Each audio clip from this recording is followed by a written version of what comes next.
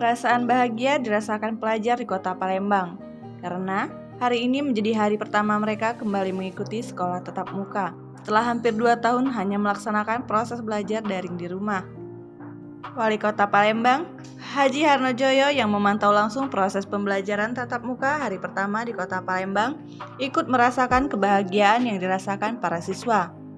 Tiba di SMP Negeri 7 Palembang, yang terletak di Jalan Jenderal Ahmad Yani, Kecamatan Jakabaring, Palembang, ia berharap proses belajar anak-anak di rumah dapat kembali normal dengan tetap mengedepankan protokol kesehatan.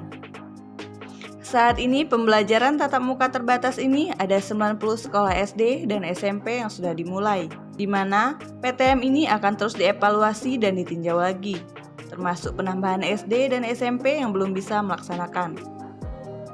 Dari pantauan, nampak senyum bahagia juga dirasakan para guru yang menunggu siswa-siswi yang akan masuk ke gerbang sekolah. Semua siswa langsung diperiksa apakah menggunakan masker atau tidak. Jika tidak menggunakan masker, pihak sekolah telah menyiapkan masker.